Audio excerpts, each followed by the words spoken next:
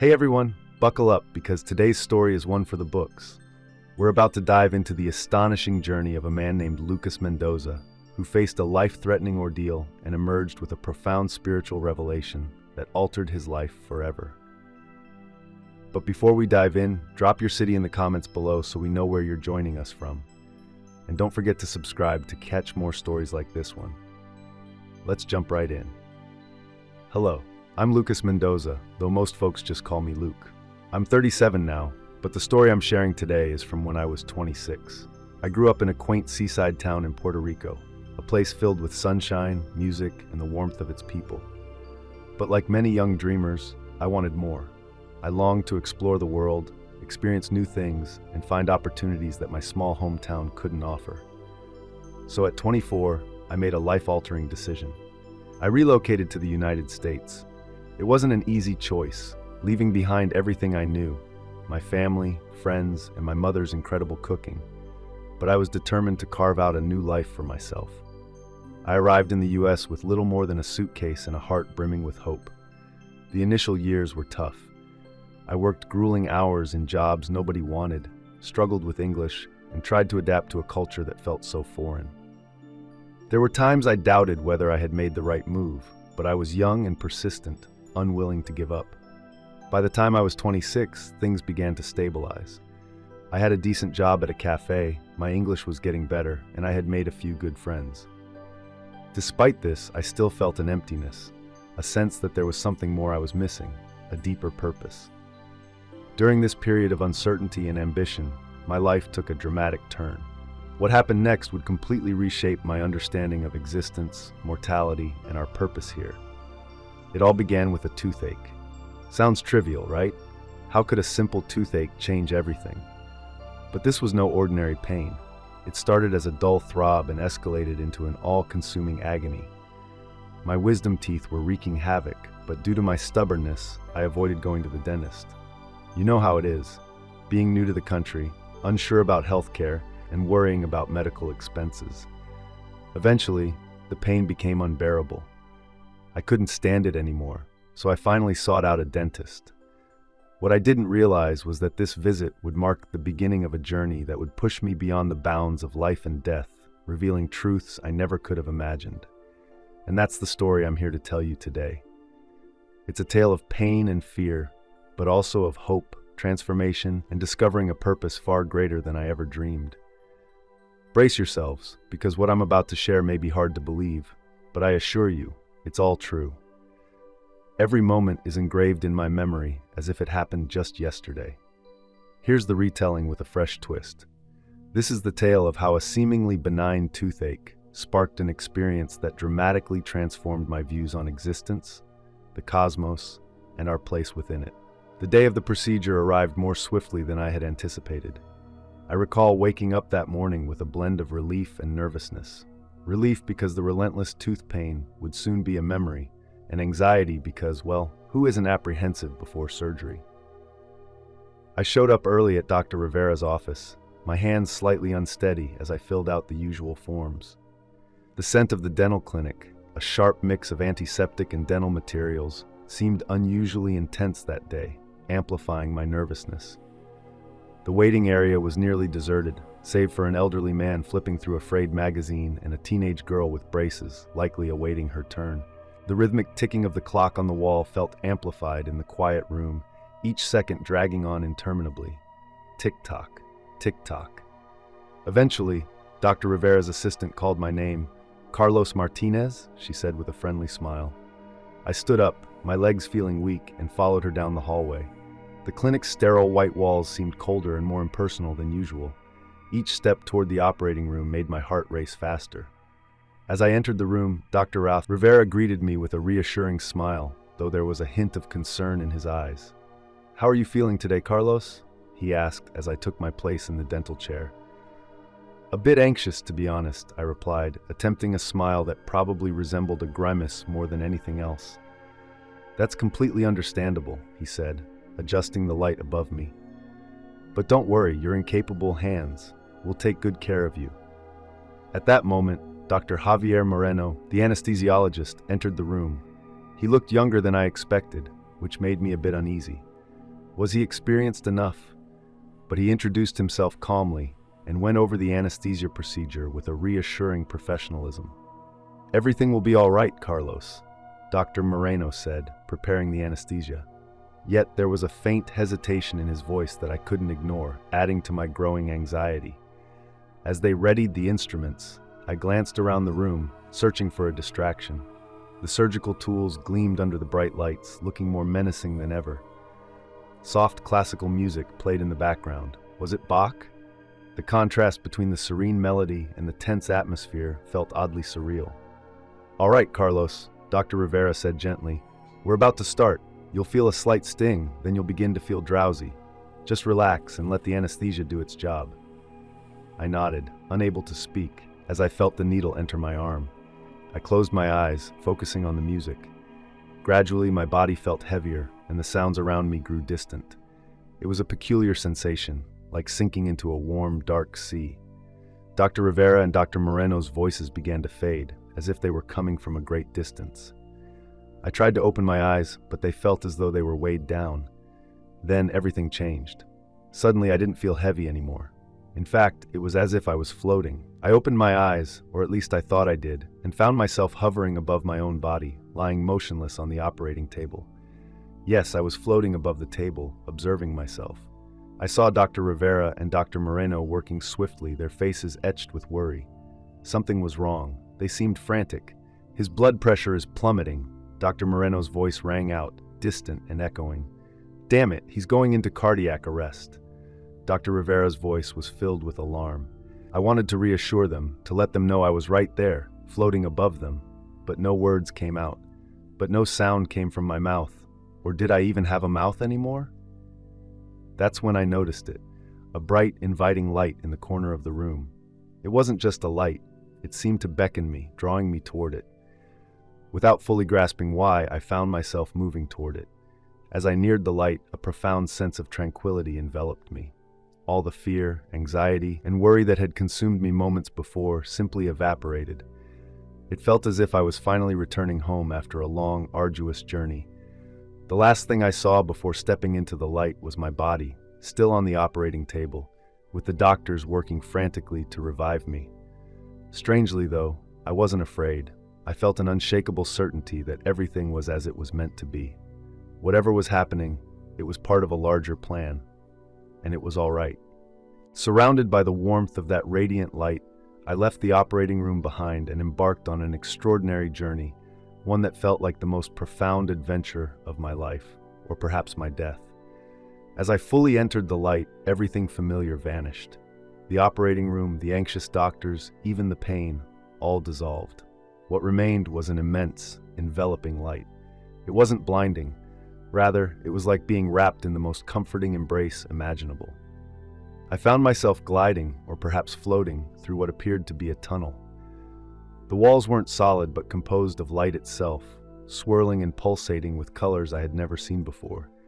Each color seemed to possess its own vitality, merging and blending into mesmerizing patterns. As I traversed the tunnel, I sensed a presence. I couldn't see or touch it, but I knew I wasn't alone. It felt protective, as if someone, or something, was guiding me. Then, out of nowhere, I heard a voice. Not with my ears, as I wasn't sure I still had them, but within my mind. It was a gentle, reassuring voice that seemed to resonate with the very fabric of reality. "Welcome, Carlos," the voice said softly. "Do not be afraid." I wanted to reply, to ask where I was or what was happening, but before I could form my thoughts, the voice continued. "You are on a unique journey, Carlos, a journey that few have the opportunity to experience while still tethered to the physical world. You have questions, I know, and in time, they will all be answered." As we moved through the tunnel, scenes from my life began to appear on the walls, like flashes from a movie. There were moments from my past, my childhood in Puerto Rico, the faces of my family, my first bicycle, my first kiss. I saw the more challenging times too, leaving my family to move to the US, the lonely nights in my small Miami apartment, struggling to adapt to a new life. Each memory carried a wave of emotion, joy, sadness, love, regret, intertwining together. Yet, it wasn't overwhelming. It was as if I was viewing my life from a new vantage point, comprehending every moment in a way I never had before. Your life is a tapestry, Carlos, the voice explained. Every experience, every decision, every person you've encountered, they are all threads, weaving together to form the whole, and your tapestry is still being crafted. We continued forward, and as we approached what felt like the end of the tunnel, the light grew even more intense. But it wasn't just light, it was knowledge, understanding, and love in its purest form. Emerging from the tunnel, I found myself in an infinite, boundless space. It wasn't a physical place, but rather a realm of living light. And there, before me, was a presence, a being so immense and profound that it defied description. Calling it an angel seems inadequate, but it's the closest term I can use. This being, larger than anything I could have imagined, wasn't intimidating. Its form seemed to flow and shift, composed of radiant light, and its eyes, if they could even be called that, seemed to contain entire galaxies. "Carlos," the being spoke, its voice the same one I had heard in the tunnel. "Are you ready to see beyond the veil, to understand the truths that lie beyond? Transcend your mortal existence." Though I had no physical form or voice, I somehow managed to convey my readiness. Yes, I was prepared for whatever revelations awaited me. The being smiled, not with a mouth but with its entire essence, and extended what I can only describe as a hand made of pure light. "Then come," it said. "There is much to see, and even more to understand." Guided by this celestial presence, I embarked on an experience that would forever transform my perception of life, death, and the cosmos. As I touched the being's hand, a surge of energy flowed through what I perceived as my spirit form. In an instant, the vast expanse of light around us shifted dramatically. We found ourselves in a place of such breathtaking beauty that words fell short. It was a garden, but unlike any earthly garden. The sky was a profound shade of blue, more vivid and deep than any hue I had ever seen. Golden clouds drifted above, constantly morphing as if they were alive. What truly captivated me, though, were the flowers. Imagine every flower you've ever encountered, multiplied 1,000-fold, with colors beyond your wildest imagination. Each flower glowed gently, pulsing in rhythm with the universe, as if breathing in harmony with the cosmos. The fragrance was beyond mere scent. It spoke directly to my soul, filling me with a serene, indescribable peace. "This is the celestial garden," the being's voice melded with the beauty around us like a harmonious melody. "Here, everything exists in perfect unity with the cosmos." We walked along a path that looked like grass but felt softer than silk, glowing faintly beneath our feet. Towering trees encircled us, their bark shimmering as though sprinkled with countless tiny stars. Their leaves sparkled in every imaginable color, and some colors I hadn't even known existed. As we moved through the garden, I noticed other beings present as well. Some resembled humans, radiating an inner light, while others were entirely different, forms of pure energy, made of wind or music. Everyone seemed to be at perfect peace. Some meditated silently, while others spoke in harmonious tones that sounded like distant chimes. "Every soul here has found its way home," my guide explained. "Some have journeyed through many lifetimes, others through just one, but all come here to grow, to learn, and eventually return to the whole." We arrived at a small, crystal-clear lake. The water was so transparent it seemed almost invisible, save for the way light danced across its surface. I sat by the edge. Though it felt like sitting, I wasn't sure if I still had a physical body. "Carlos," the being said, its tone now serious, "you're here for a reason. There's something you must see, something you need to understand." I looked up at the being, curiosity and apprehension swirling within me. What could be so significant that it brought me to this extraordinary place? "Look into the water," it instructed. I leaned over the lake, and the surface began to shift. What had been a reflection of the perfect sky transformed into something else. The water became a window, revealing scenes that grew sharper with each moment. At first, they appeared beautiful. Futuristic cities with towering skyscrapers reaching the clouds, flying vehicles darting between them. For a moment, I thought I was witnessing a glimpse of an ideal future. But then, the vision changed. The same cities were now submerged. Enormous waves crashed against buildings, flooding entire streets. I saw people struggling to survive, navigating makeshift boats. In other areas, once vibrant forests had turned into barren deserts. Violent hurricanes, far more devastating than anything I had ever seen, ravaged coastlines, leaving destruction in their wake. "What is this?" I asked, horrified by the scenes. "This," the being of light responded with deep sadness, "is a possible future. It is the outcome of humanity's actions in the present."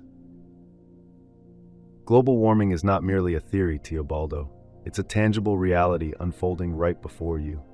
These are the dire consequences if humanity continues on its current path. The water's images continued to morph, revealing even graver scenes: animal species disappearing, glaciers vanishing at alarming speeds, and people grappling for scarce natural resources. It was as though I was witnessing the gradual disintegration of the world as we know it. The sight was unbearable.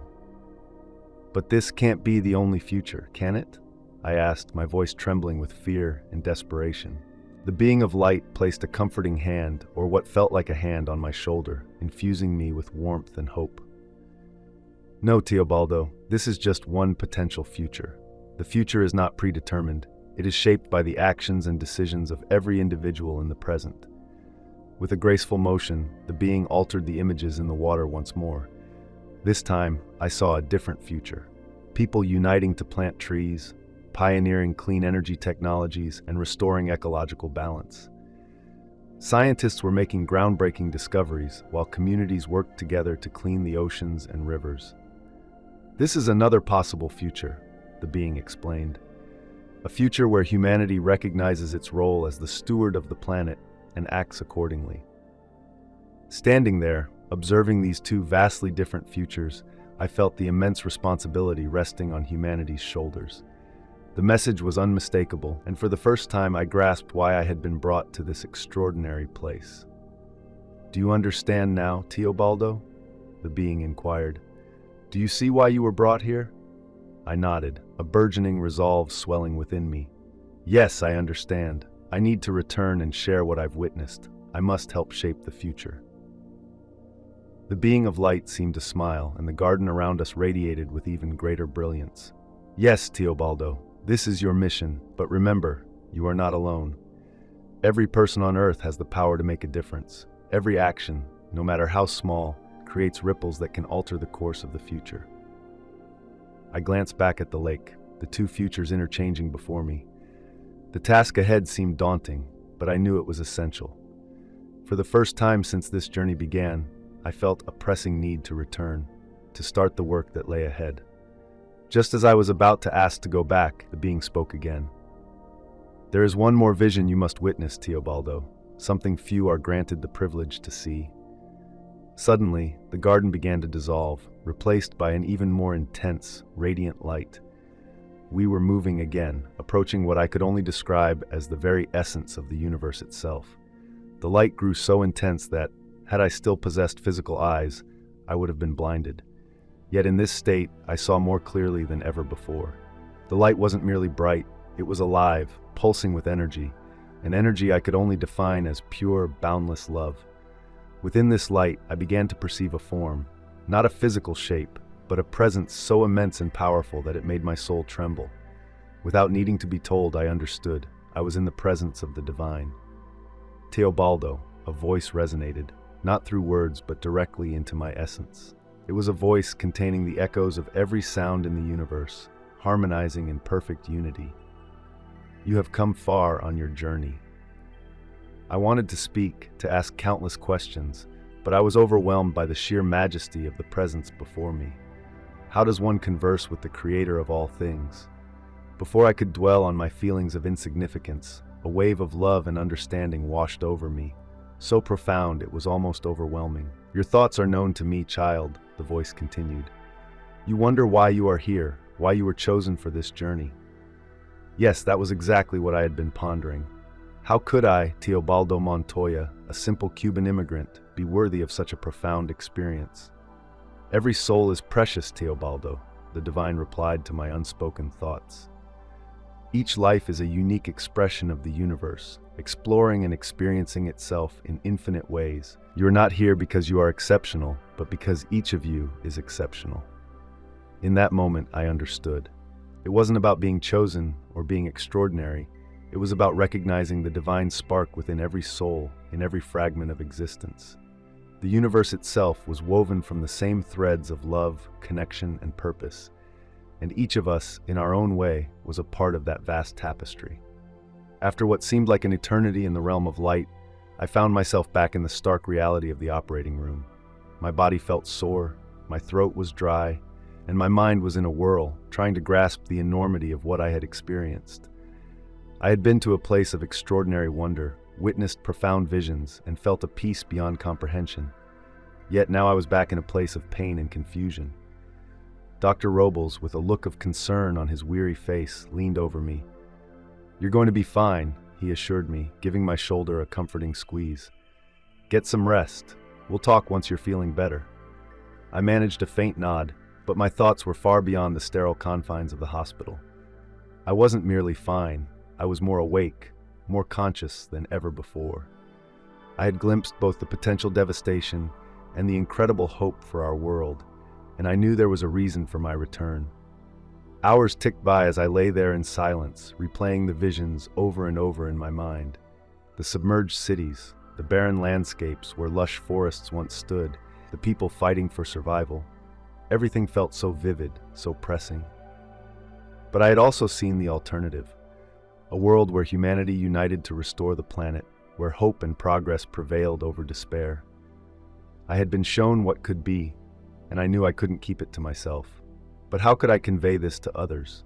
How could I explain that I had encountered a being of pure light, that I had stood before the divine, and that our choices were shaping not just our planet, but the entire universe? The divine voice resonated in my thoughts. Live in a way that encourages others to see their own divinity and their role in the interconnected web of life. It wasn't about recounting my visions.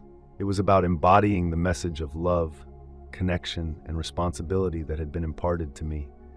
Each choice, each act of kindness, and every effort to protect our planet would create ripples, impacting not only those around me, but potentially the world and even the universe. As I lay there recovering, I made a quiet promise to carry this profound knowledge as a guiding light, not as a burden. I would contribute in every way I could to change the course of the future, and trust that others would also feel the call to something greater, to recognize their own power to make a difference. The journey ahead would be challenging, but with the memory of that boundless love and the divine presence still glowing within me, I knew I was prepared. I had been given a second chance, and I was determined not to squander it. The future was still unwritten, and I would do everything in my power to shape it into something worth cherishing. As the rhythmic beeping of the machines filled the room, I closed my eyes, not in sleep, but in quiet resolve. I was back, and there was much work to be done. I spoke about how the future of our planet hinges on the choices we make today. The room grew quiet as everyone focused intently on me. I shared what I had witnessed, the devastation brought on by neglect, greed, and apathy, contrasted with a vision of a world where people united to restore the earth. "I understand that I might seem like just another person with a viewpoint," I said, finding my voice as I went on, but what I experienced was profound. I saw the potential consequences if we continue on our current path, but I also saw the hope that arises from collective action. It starts with each of us, right now. People began to nod, their expressions reflecting a growing realization that the issue extended beyond local concerns. I concluded my talk by urging them to think beyond their immediate circumstances. "This isn't just about managing waste," I said. "It's about the future we are creating for the next generation, for all of us." When I finished and stepped away from the microphone, I didn't anticipate applause or even consensus. Yet to my surprise, several people approached me afterward, expressing gratitude for my story and telling me it had shifted their perspective. It was a small triumph, but it marked the beginning of something meaningful. In the following weeks, I immersed myself in community meetings, environmental initiatives, and advocacy. My story, the man who had a near-death experience and now championed change, began to spread. More individuals began to listen, engage, and consider their actions' impact on the environment. It wasn't without its challenges. There were times of overwhelming doubt and moments when I questioned if my efforts were making a difference.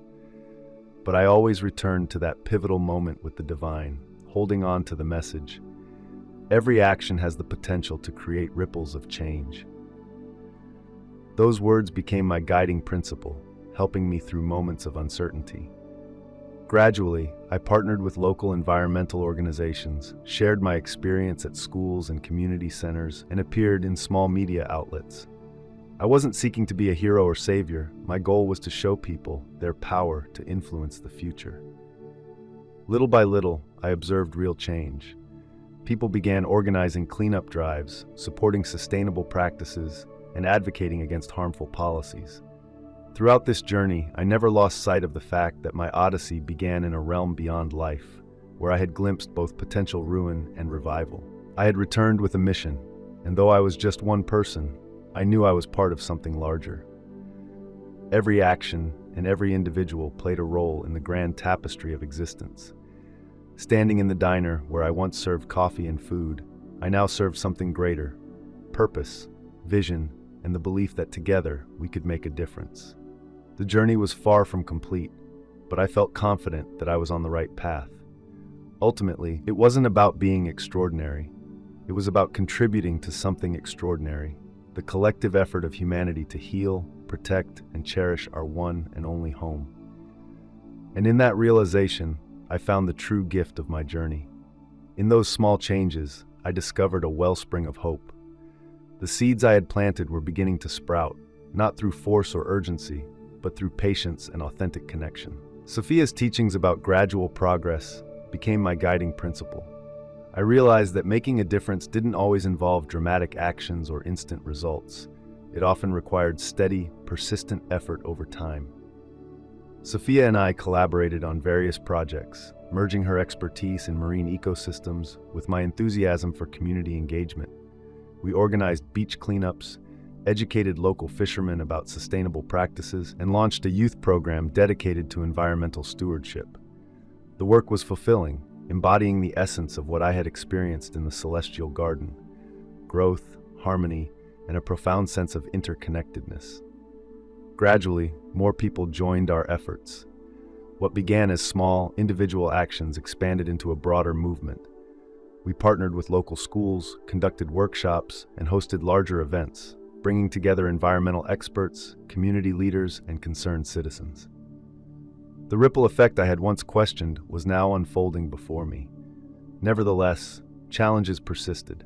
There were setbacks, resistance from businesses and local government officials prioritizing profit over sustainability, and days when our progress seemed minimal. But whenever I felt disheartened, I recalled that moment with the divine, where I had been reminded that every action has the potential to create ripples of change.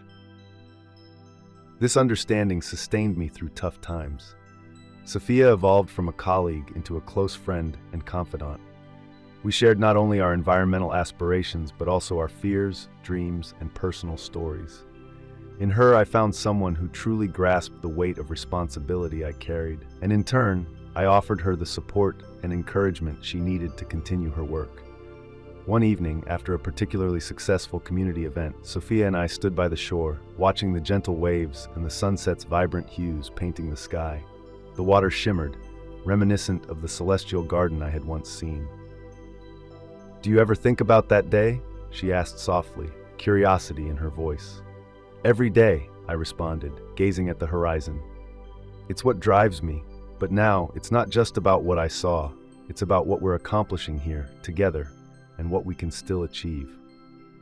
Sophia smiled and nodded. Change doesn't happen overnight, but gradually it accumulates, and I believe we're making a difference. As the sun set, casting a warm glow over the beach, I felt a profound sense of peace and purpose, reminiscent of the feelings I had experienced during my journey beyond life. Though much work remained, I felt reassured that I was on the right path. My mission was ongoing, but I no longer felt isolated in it. The interconnectedness of all things became increasingly clear, and with each small step forward, I knew we were advancing toward a better future. Ultimately, I understood that the essence of the journey was to effect change one choice at a time, trusting that each decision would send ripples extending far beyond our immediate view.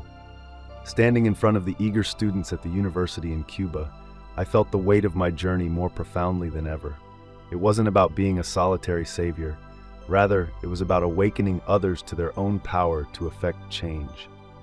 My mission, as the divine had revealed to me, was about planting seeds of change in those around me. The enthusiasm and hope in these students' voices were a powerful reminder that change is not always immediate or massive. It often begins with a single person's belief that their actions matter. From that spark, it can grow, ripple outwards, and create a wave of transformation. The excitement in the room reminded me that the strength of our efforts lies in how they spread quietly and patiently, impacting lives in ways we might never fully see. Being back in Cuba allowed me to witness firsthand the power of these ripples. Every small act of environmental stewardship, whether it's planting a tree, cleaning a beach, or sharing knowledge, contributes to a larger movement. Seeing that passion in young people reassured me that the future is full of promise. As I left the university, it struck me that hope is contagious. Just as I had been inspired, now I was inspiring others. They, in turn, would inspire more, creating a chain reaction of positive change. This was the essence of my mission, not just in environmental work, but in showing others how they are part of something much greater. Returning home after that trip, I felt a renewed sense of purpose. The doubts and frustrations I had about the pace of progress and the scale of the challenge seemed less daunting. I could see that while the journey was long, it was one we were all on together. Each step forward, no matter how small, was a step towards a better world. Now, 11 years later, I reflect on my journey with deep gratitude. From the Cuban immigrant who once struggled to find his place, I've discovered my role in an unexpected way. My work continues, both in large projects and small acts of kindness. Each day offers a chance to live out the lessons from that extraordinary experience. That love is the force that connects us all, and through love, we can create meaningful change. I move forward not alone, but alongside countless others, each contributing their piece to a vast, interconnected puzzle. Together, we are shaping a future that is more compassionate, sustainable, and hopeful, one small act of love at a time. This is my mission. This is our mission. As I write these final words, the sunset outside my window bathes everything in vibrant shades of orange and pink, a reminder of the beauty and fragility of our world. This moment underscores why it's essential to protect our planet. While the future remains uncertain, and we cannot undo all the damage we've caused, we each have the power to make a difference. Every choice and action we take impacts the future, not just for humanity, but for all life on Earth. My near-death experience taught me that we are all woven into a grand, cosmic tapestry.